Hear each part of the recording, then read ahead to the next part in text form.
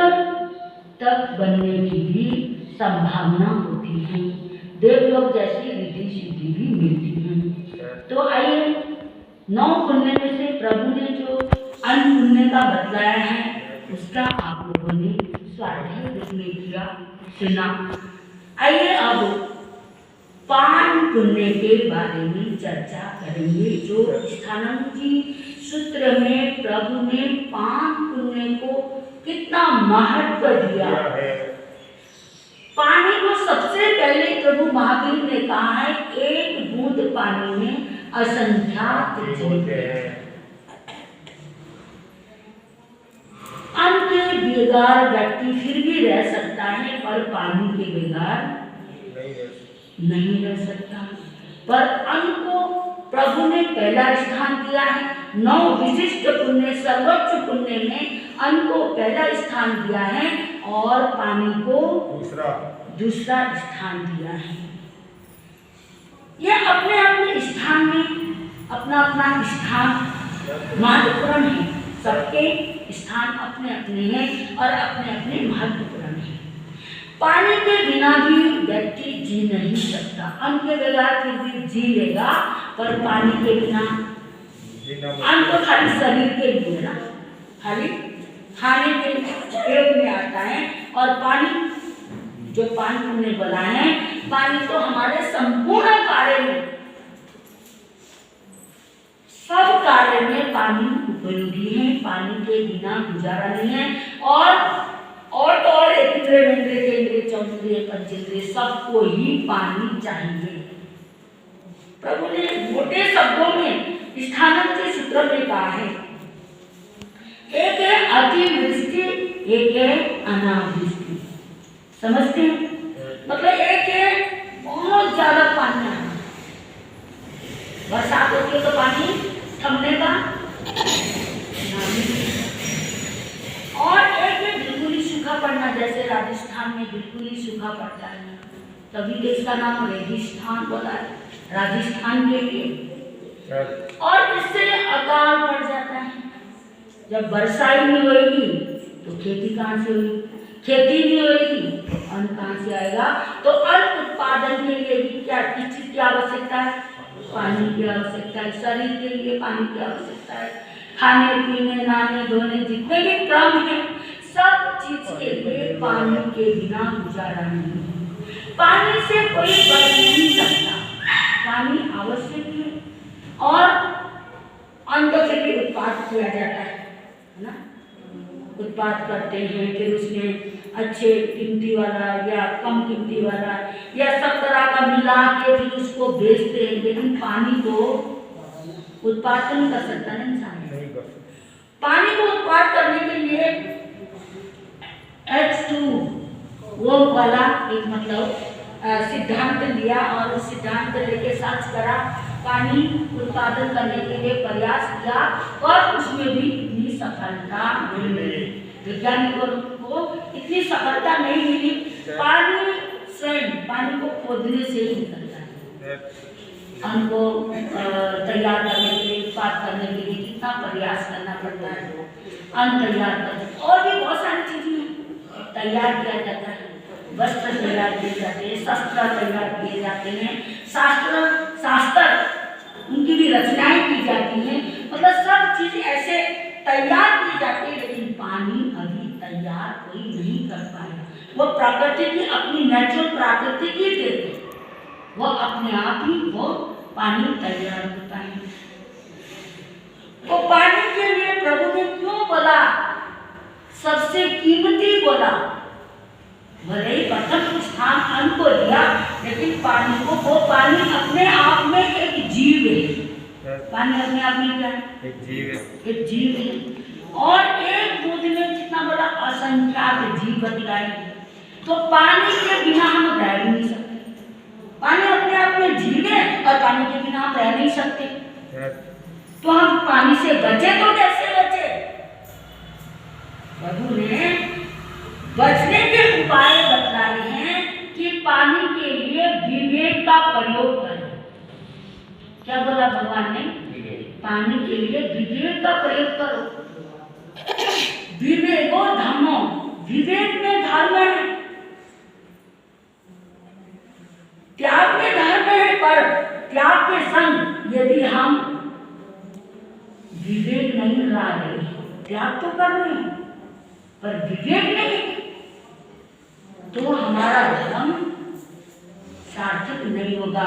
तो प्रभु ने कहा है विवेक रखो, पानी के बिना गुजारा नहीं है, पानी के बिना आप बच नहीं सकते, कोई काम हो ही नहीं सकता। तो वहां पर विवेक का प्रयोग कैसे करें? जैसे आप लोग मंजन करते हैं, ब्रश करते हैं, है ना, ब्रश करते हैं तो इधर ब्रश चलाते रहते हो दांत में और उधर नल का खुला रहता है। नोट करना आपने, आप गाँव यहाँ देहात में रहते तो आप लोगों को और कुछ होगा हमें पता नहीं है, और वर्षों के बाद गांव में रहना हुआ हमारा, वर्षों मुद्दत बीत गई, तो इतना मुझे यहाँ का मालूम नहीं है। तो जैसे हम कोचिंग पानी को जाते हैं, शहरों में देखते, वहाँ की महिलाएं के भाइयों के एक्टिविटी देखते हैं, तो आप मंजन कर रहे हैं तो पानी बह रहा है। यदि गिलास में लेके, किसी बर्तन में लेके यदि आप ब्रश कर रहे हैं, मंजन कर रहे हैं, दातुन कर रहे हैं, तो आपको कितना पानी चाहिए? ज्यादा से ज्यादा कितने आप कुल्ला करो, आप 100 बार भी कुल्ला करो तो आपका मुंह शुद्ध हो जाएगा? बताओ, 4 बार ब्रश कर लो, 100 बार कुल्ला कर लो, लेकिन आपका मुंह तो नहीं शुद्ध होगा ना, क्या हो जाएगा? तो आप एक गिलास से या किसी बड़े गिलास से भी जाए, आप 4 गिलास पानी ले लो ना, गिलास से लो, ये विवेक है, ये मर्यादा है। यदि आप विवेक से दातुन करते हैं, मंजन करते हैं, तो वहां पानी से आप बचे नहीं बचे, हिंसा से बचे नहीं बचे, विवेक पता है ना, उसके बिना हमारा काम तो सरता ही नहीं है, चलता ही नहीं है। पर वहां विवेक तो ले सकते ना हम, गिलास से बस स्टेशन में खड़े हो गए और शीशे में ध्यान है और नल का खुला है, जब तुम्हें जरूरत पड़े तब खोल लो, पहले क्यों खोलो? तो ब्रश करते समय भी यदि आप विवेकशील हो तो बहुत धन्यवाद है, यदि विवेकशील नहीं है, नहीं मालूम आपको, तो आपको क्या करना है? नल का बंद रखना है, गिलास में किसी बर्तन में लेके आप कुल्ला मंजन करेंगे तो आपके जीवन में विवेक आएगा और हिंसा से भी बचेंगे। पूरा नहीं बचोगे, कुछ तो बचोगे। इसी तरह सेविंग करते लोग, उसमें भी पानी खुला रहता है, उसमें भी आप विवेक रख सकते हैं। फिर जैसे आप स्नान करते हैं, आजकल तो स्नान के लिए फुहारे, फलाना है, ये है, सब चढ़ा के नहाते रहते, होश ही नहीं है, सावन चल रहा है, बंद करने का नाम है, पूरे नहाने के बाद भी कहीं बंद नहीं करते। आप बाल्टी भर के भी तो नहा सकते हैं। यदि आप बाल्टी भर के नहाओगे तो ज्यादा ज्यादा आपको कितना चाहिए पानी? 15-20 लीटर, कैसे ज्यादा, इससे ज्यादा। और आप सावर वो चला के आप नहाओगे तो पानी की कोई सीमा होती है? नहीं होगी। कितना पानी, कितने लीटर पानी वेस्ट होता है? कोई ठिकाना नहीं। कितना मतलब पाप लगता है, कितना कर्मों का बंद होता है। ऐसे ही हमारी बहनें बर्तन मांजती हैं, आप लोग खुद ही मारते हो या बाया से अपने काम करने वाले से मंजवाते हो, तो आप वहाँ बर्तन टूटी खुली एक बर्तन क्या करती? एक बर्तन मारते जाना, धोते रखना। अब बड़ी फैमिली है तो बर्तन कितने होते हैं? हाँ?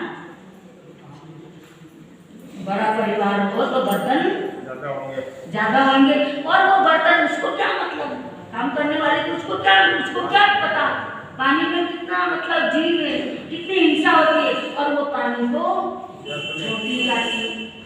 तो आप लोग भी बहनों जैसे बर्तन मांजते हो, यदि आप बाल्टी में किसी बर्तन में पानी भर के आराम से लेके यदि आप बर्तन धोगे तो आप अब काया के जीवों से बच जाओगे।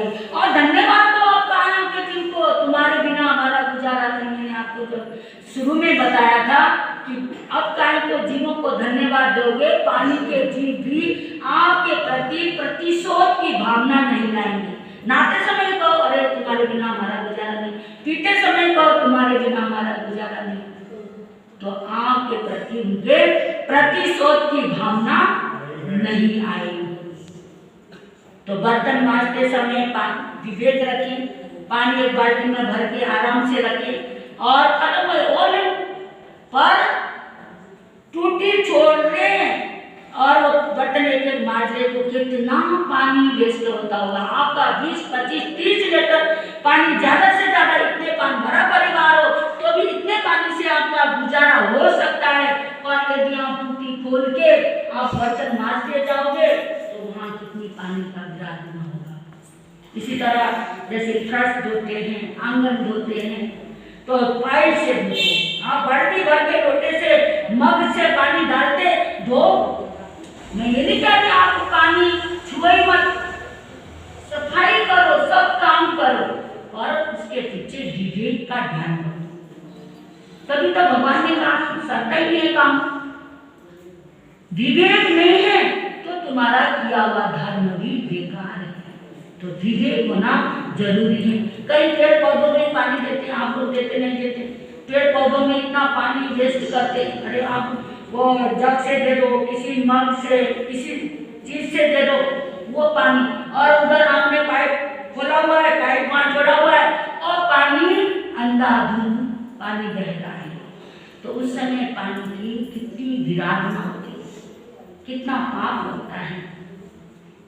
उसके लिए भगवान महावीर स्वामी ने कहा जितना हम पानी पर विवेक रखेंगे, पानी का ध्यान रखेंगे, उसमें हमें पानी से भी पुण्य का कितना उपार्जन होता है, इतना मतलब पुण्य की प्राप्ति होती है। रिद्धि, सिद्धि, समृद्धि, रूप, सुख और शांति की प्राप्ति होती है। क्या करेंगे?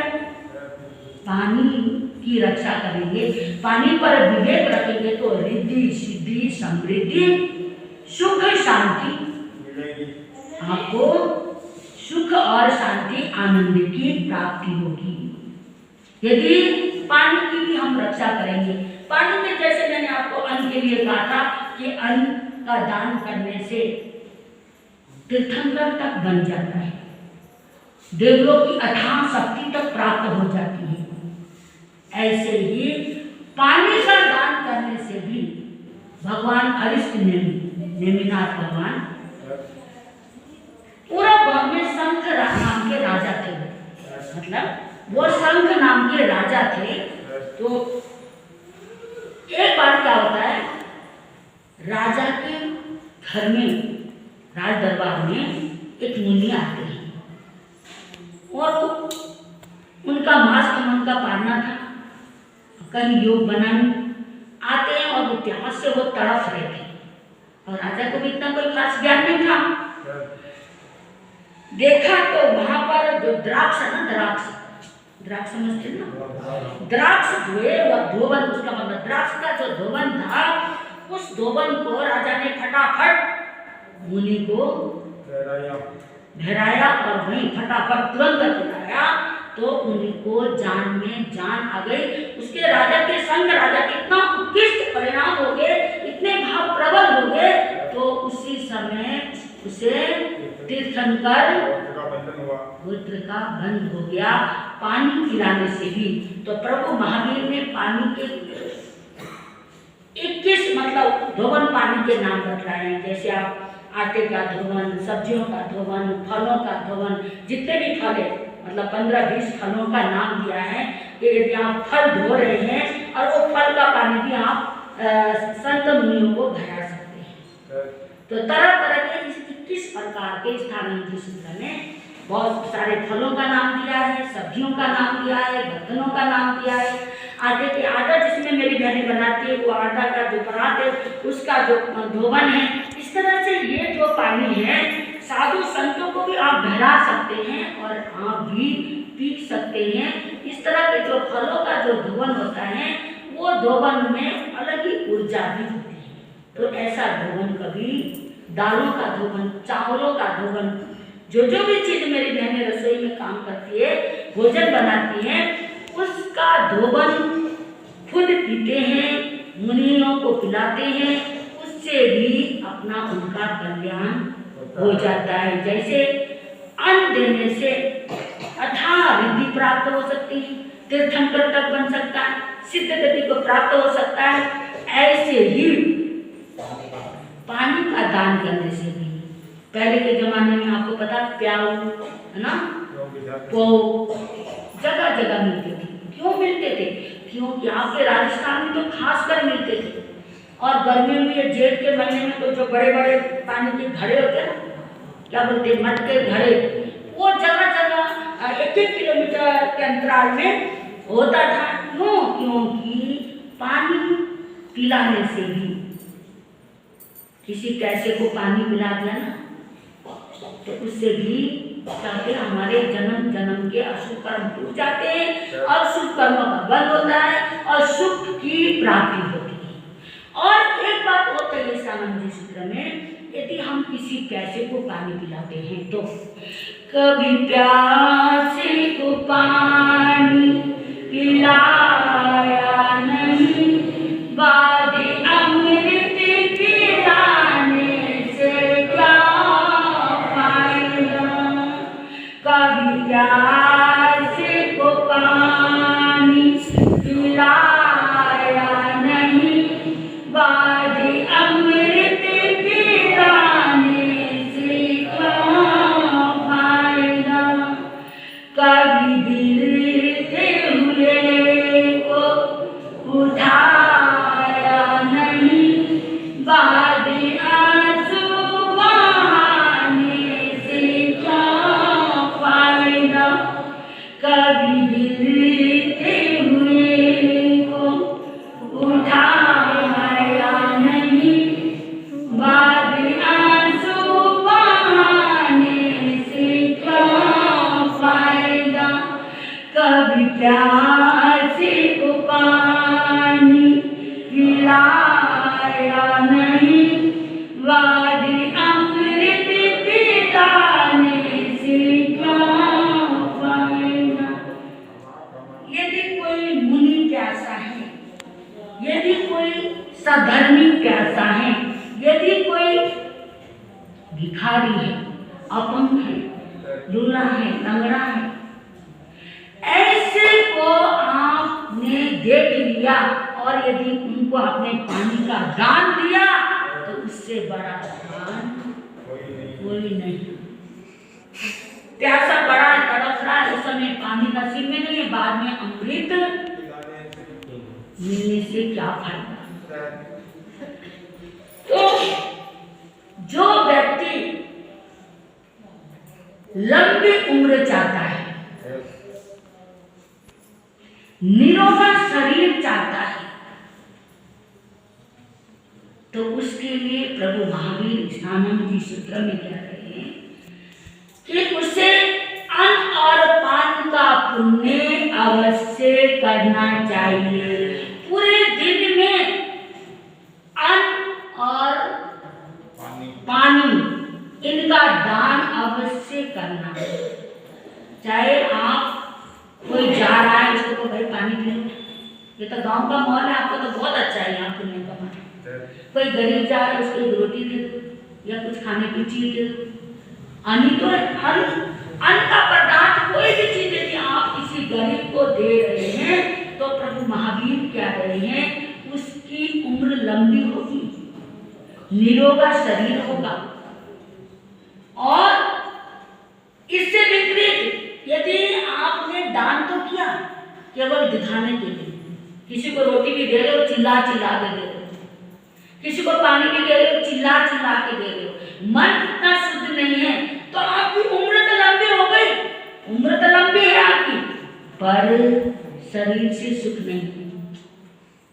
तो इसका मतलब यदि हमारे शरीर में कष्ट है, हमारी उम्र ज्यादा नहीं है, तो इसका मतलब ये है हमने दान तो करा, यहाँ सब कुछ मिल गया, सुख संपत्ति पूरे संपदाएं सब कुछ है, सब मिल गया, पर शारीरिक सुख नहीं है।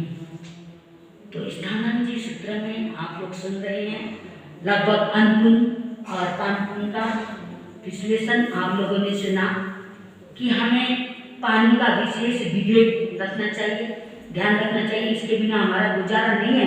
पर विवेक से काम तो कर सकते हैं ना, तो आज से विवेक से काम करेंगे ना हम लोग, सबर में तो मिलाएंगे ना। हाँ? कितने अच्छे आप लोग है ना। अरे हमने तो शहरों में देखे कितने, जितने हमारे भाई लोग बैठे ना, कितने बड़े बड़े उनके बात तक, कितनी विकृतियां हैं। भगवान ने बोला है कि भगवान ने हमें पैसा दिया, दौलत दिया, तो इतनी विकृतियां जीवन में लाना नहीं चाहिए। तपो राजव राजव नरकौ, क्या बोला? तपो राजव राजव नरकौ।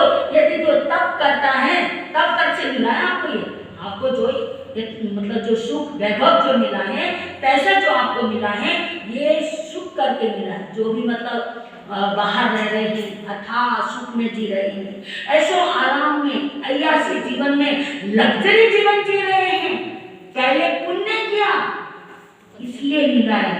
इतना तप किया, इतनी साधना की, उनको इतना वैभव मिल गया, लेकिन अब ऐसे लग्जरी जीवन जी रहे हैं, तो आगे के लिए नरकों बोला है, नरक तक जाना पड़ता है।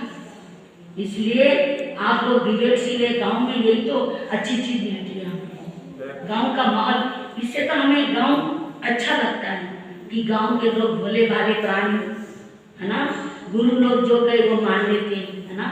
क्या ना मानते हो ना आप लोग, है ना। अब हमारे बहने भाई लोग, आप लोगों ने केले की लड़ी कब से चालू करना? भाई हम तो इंतजार कर रहे थे, खुद ही हम तबियत अनुकूल नहीं इतने, तो ज्यादा प्रेरणा भी नहीं दे पाए। तो केले की लड़ी कब से चालू करेंगे? कई बहनों को मैंने रात को बोला, कहने लगी कि अब तो रक्षाबंधन